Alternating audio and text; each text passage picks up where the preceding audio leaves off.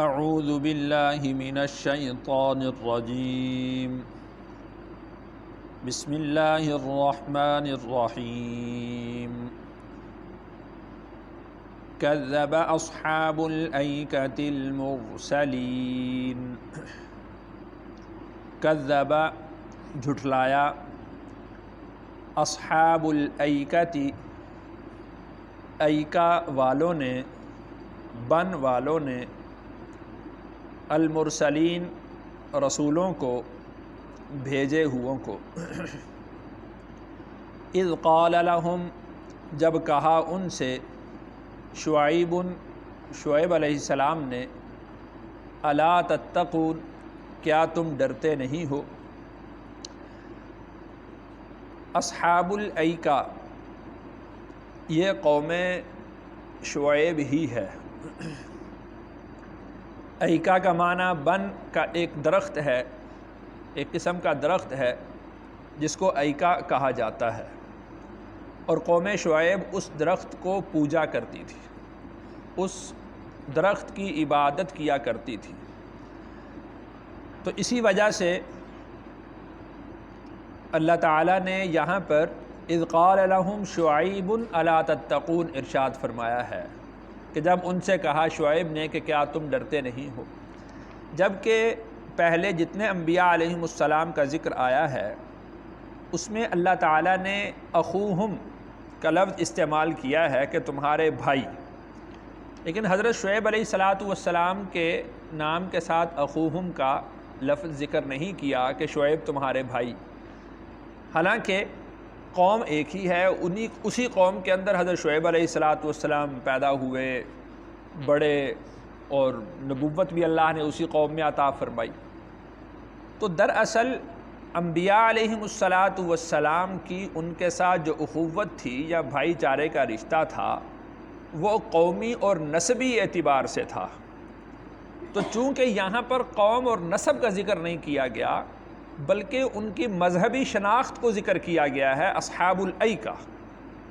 تو چونکہ مذہبی شناخت میں انبیاء علیہم السلام اپنی قوم سے جدا تھے، حضرت شعیب علیہ السلام یہ اپنی قوم کے ساتھ مذہبی طور پر چونکہ اختلاف رکھتے تھے، اس وجہ سے اللہ تعالیٰ نے یہاں پر ان کے لیے اخوہم کا لفظ استعمال نہیں فرمایا کہ ان کی شناخت ان کے ساتھ وہ قوم کے لحاظ سے ہے، نسب کے لحاظ سے ہے، مذہب کے لحاظ سے ان کے ساتھ کوئی شناسائی نہیں ہے، اور نہ ہی ان کی موافقت ان کے ساتھ ہے۔ تو اس سے یہ بات معلوم ہوتی ہے، امام ابن کثیر رحمہ اللہ نے لکھا ہے کہ ایکا ایک درخت تھا جس کی وہ قوم پوجا کیا کرتی تھی۔ انی لکم رسول امین، پیغام وہی ہے انبیاء علیہم السلام کا، انی لکم رسول امین، کہ بے شک میں تمہارے لیے ایک رسول ہوں، معتبر، امانت دار پیغمبر ہوں، جو اللہ کی طرف سے پیغام آتا ہے وہ پیغام من و عن تم تک پہنچاتا ہوں۔ فاتقوا اللہ، پس تم اللہ سے ڈرو، واطیعون، اور میری پیروی کرو۔ وما اسألکم علیہ من اجر، اور میں تم سے اس پر کسی بدلے کا مطالبہ نہیں کرتا۔ ان اجری الا علی رب العالمین، بے شک میرا جو بدلہ ہے وہ تو رب العالمین پر ہے، تو میں تو اسی سے اپنا بدلہ لوں گا۔ حکم کیا دے رہے ہیں کہ اوفوا الکیل، پورا کرو ماپ کو، تول کو پورا کرو، ولا تکونوا من المخسرین، اور تم نقصان دینے والوں میں سے نہ ہو جاؤ، یعنی جو تول کے اندر کمی کرنے والے لوگ ہیں تم ان میں سے نہ ہو جاؤ۔ یہاں پر مختصر ہے، ایک جگہ پر اللہ تعالیٰ نے اس کو بڑی تفصیل کے ساتھ بیان بھی فرمایا ہے کہ حضرت شعیب علیہ السلام نے اپنی قوم کو کہا کہ بقیت اللہ خیر لکم ان کنتم مؤمنین، وہ جو تھوڑا نفع تمہیں مل جاتا ہے وہ تمہارے لیے بہتر ہے اگر تم ایمان والے ہو، یعنی نفع کی زیادتی کے لیے تم یہ جو خیانت کرتے ہو یہ خیانت تمہارے حق میں بہتر نہیں ہے۔ ہاں، جائز طریقہ سے جو تھوڑا نفع ہے جو تم حاصل کرتے ہو اس میں اللہ تعالیٰ تمہیں برکت عطا فرمائیں گے، وہی تمہارے لیے بہتر ہوگا۔ وزنوا بالقسطاس المستقیم، وزنوا، اور تم تولو بالقسطاس المستقیم، سیدھے ترازو کے ساتھ، انصاف کے ترازو کے ساتھ تم تولا کرو۔ یعنی مختلف قسم کے ہیلے بہانے حربے استعمال کرنا کہ جس سے تول کے اندر کمی آ جائے، ویسے بہانے اور ویسے ہیلے استعمال نہ کرو۔ لکھا ہے تفسیروں کے اندر کہ وہ باٹ ہوا کرتے تھے، برتن ہوتے تھے کہ جس کو ہم سیر کا برتن دیہاتی لوگ بولتے ہیں، تو وہ برتن کو جب لیا کرتے تھے تو اس وقت اس کو سیدھا رکھتے تھے اور پھر پورا بھر کے اس کو لیتے تھے، اور جب دینے کی باری آتی تھی تو تھوڑا سا انڈیل کر اس کو دیا کرتے تھے، تو اس سے وہ تھوڑا وہ کم ہو جاتا تھا، تو اس طریقے سے ان کو فروخت کیا کرتے۔ آج بھی آپ دیکھ لیں کہ جو باٹ میں یا جو برتن تول کے ہوتے ہیں تو اس میں بھی مختلف طریقے سے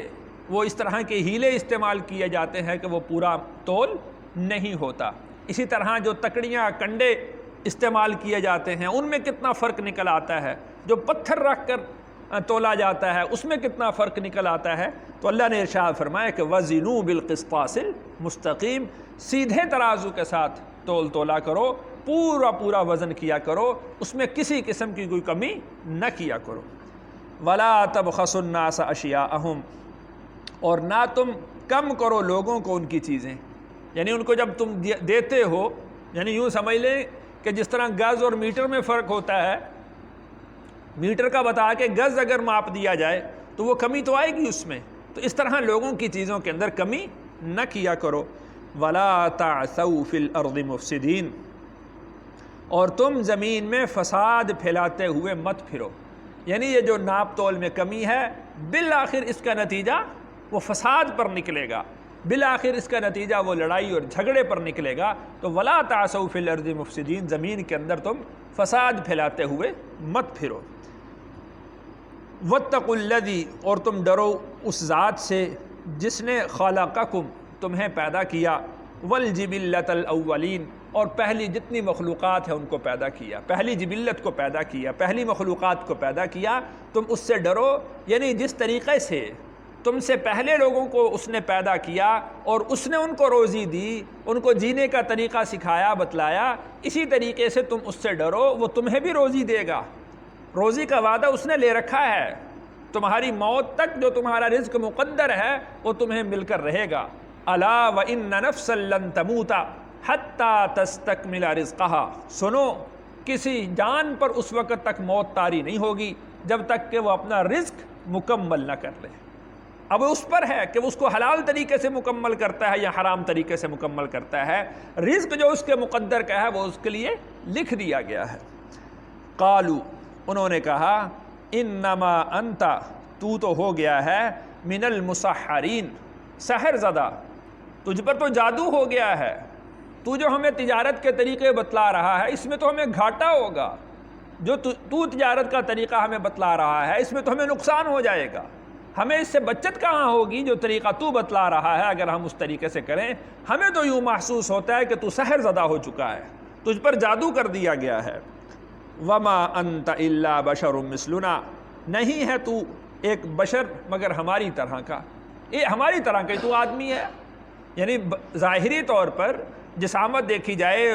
شکل و صورت دیکھی جائے، اعمال دیکھے جائیں، بظاہر کھانا پینا چلنا پھرنا سردی گرمی کا احساس خوشی غمی، وما انت الا بشر مثلنا، تو ہماری طرح کا ہی ایک آدمی ہے۔ وَإِنَّ نَظُنُّكَ لَمِنَ الْكَاذِبِينَ، اور ہم تو تجھے جھوٹا سمجھتے ہیں، نعوذ باللہ من ذالک، تو ہماری طرح کا ہی ایک آدمی ہے اور تو دعویٰ یہ کر رہا ہے کہ تو اللہ کا رسول ہے، تو اللہ کا پیغمبر ہے، اللہ کی طرف سے تجھ پر وحی آتی ہے۔ وَإِنَّ نَظُنُّكَ لَمِنَ الْكَاذِبِينَ، اگر تو اللہ کا رسول اور پیغمبر ہوتا، تیری شکل و شباہت اور طریقے کی ہوتی، تیری شکل و صورت اور طریقے کی ہوتی، تیرا رہن سہن اور طریقے کا ہوتا، تیری ضروریات اور طریقے کی ہوتی، تیری جبلت اور طریقے کی ہوتی، تو ہماری طرح کا ہی ہے، اس وجہ سے جو تو نبوت کا دعویٰ کر رہا ہے، وَإِنَّ نَظُنُّكَ لَمِنَ الْكَاذِبِينَ، نعوذ باللہ کہ ہم تجھے تو اس میں جھوٹا سمجھتے ہیں۔ پھر انہوں نے مطالبہ کیا، فَأَسْقِطْ عَلَيْنَا كِسَفًا مِّنَ السَّمَاءِ، فَأَسْقِطْ، پس تو گرا، علینا ہم پر، کسفم من السماء، آسمان سے ایک ٹکڑا، ایک بدلی ہم پر گرا دے، جیسے آدمی دوسرے سے تنگ آ کے کہتا ہے بھئی تو جو کرنا چاہتا ہے کر لے، یہی ہے نا کہ آسمان گرا دے گا ہمارے اوپر، فَأَسْقِطْ عَلَيْنَا كِسَفًا مِّنَ السَّمَاءِ، وہ جو آسمان گرانے کی تو بات کرتا ہے نا، وہ ہمارے اوپر گرا دے. اِن كُنْتَ مِنَ الصَّادِقِينَ، اگر تو سچا ہے، اگر تو اپنے دعوے میں سچا ہے، وہ جو آسمان گرانا ہے ہم پر وہ تو گرا دے. قَالَ رَبِّي أَعْلَمُ بِمَا تَعْمَلُونَ، قَالَ شعیب علیہ السلام نے کہا ربی، میرا رب، اعلم، زیادہ جانتا ہے، بما تعملون، جو کام تم کر رہے ہو، جو تم قول اختیار کر رہے ہو ان کو بھی میرا رب خوب جانتا ہے، اور جو تم فعل کر رہے ہو ان کو بھی میرا رب خوب جانتا ہے. عذاب کا بھیجنا یہ میرے اختیار میں نہیں ہے، عذاب کا بھیجنا اس کے اختیار میں ہے کہ اس نے کس وقت گرفت کرنی ہے، کس وقت اس نے پکڑنا ہے. ربی اعلم بما تعملون، جو میرے ذمہ ہے وہ تو اللہ کا پیغام ہے، وہ من و عن تم تک پہنچا دینا ہے، میں وہ پہنچا رہا ہوں، میں اپنی ذمہ داری کو پورا کر رہا ہوں. عذاب لانا یا نہ لانا یہ میرے ذمہ نہیں ہے. فَكَذَّبُوهُ، تو انہوں نے حضرت شعیب علیہ السلام کو جھٹلایا. فَأَخَذَهُمْ، پھر آ لیا ان کو عذاب یوم الظلہ، سائے کے دن کا عذاب. انہوں نے مطالبہ یہ کیا تھا کہ ہمارے اوپر آسمان گرا دے، بدلی گرا دے، تو اللہ تعالیٰ نے ان کے کہے کے مطابق جس طرح انہوں نے کہا تھا ویسے ہی اللہ نے ایک بادل بھیج دیا. اس کی تفسیر کچھ جگہ پر آتی بھی ہے کہ پہلے قحط اللہ نے بھیجا، پھر وہ دعا کرنے لگے کہ تو بارش برسا دے، پھر اللہ نے ایک سیاہ بادل بھیجا، وہ سارے کے سارے خوش ہو گئے، لو بھئی بادل آ گیا ہے، بارش برسے گی، قحط دور ہو جائے گا. وہ سارے کے سارے اس بادل کے نیچے جمع ہو گئے. اللہ نے اس بادل سے اللہ نے آگ برسا دی، وہ سارے کے سارے جھلس کر مر گئے. زمین پر اللہ نے زلزلہ طاری کر دیا، جو گھروں کے اندر بیٹھے ہوئے تھے، چھتوں کے اندر چھپے ہوئے تھے، وہ بھی باہر نکلے، اور وہ جو آگ برس رہی تھی اس پہ بھی وہ جھلس کر سارے کے سارے مر گئے. فَأَخَذَهُمْ عَذَابُ يَوْمِ الظُّلَّةِ، تو ان کو وہ سائے کے عذاب نے، وہ جو گھنا بادل آیا تھا، تو جس طرح گھنا بادل آ جائے تو وہ اوٹ کر لیتا ہے، سایہ بنا دیتا ہے، تو اس کو اللہ نے ذکر فرمایا کہ سائے کے دن کے عذاب نے ان کو آ لیا. إِنَّهُ كَانَ عَذَابَ يَوْمٍ عَظِيمٍ، بے شک یہ بڑے دن کا عذاب تھا. یعنی وہ جس دن میں ان پر گرفت کی جا رہی ہے، جس دن میں ان پر پکڑ کی جا رہی ہے، وہ ان کے لیے بہت بڑا دن تھا. إِنَّ فِي ذَلِكَ لَآيَةً،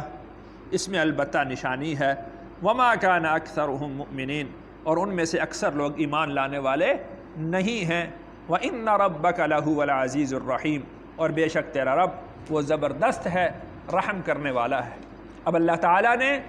جو پچھلی قوموں کے واقعات یہاں پر بیان کیے ہیں، یہ محض قصے اور کہانیاں نہیں ہیں. اب حضرت شعیب علیہ السلام کی قوم کا جو گناہ ہے ہم دیکھ لیں کہ ہمارے معاشرے کے اندر کس قدر یہ سرایت کر چکا ہے. اس سے پہلے حضرت لوط علیہ السلام کی قوم ہے، حضرت صالح علیہ السلام کی قوم ہے، حضرت ہود علیہ السلام کی قوم ہے، حضرت نوح علیہ السلام کی قوم ہے، حضرت ابراہیم کی قوم ہے، حضرت موسیٰ علیہ السلام کی قوم. ان تمام اقوام کے حالات اللہ نے مختصراً بیان کر کے ان کے انجام کو بھی بیان کر دیا ہے. اب دیکھنا یہ ہے کہ ان کے انجام کو دیکھ کر، ان اعمال کو دیکھ کر ہم اپنے اندر کیا تبدیلی لاتے ہیں، ہم اپنے اندر کیا جو ہے وہ تبدیلی لے کر آتے ہیں کہ اللہ کی گرفت جس طرح ان لوگوں کو وہ لوگ اللہ کی گرفت سے نہیں بچ سکے، اس طریقے سے کوئی شخص بھی جو اللہ کا نافرمان ہو وہ اللہ کی گرفت سے بچ نہیں سکتا. یہ تو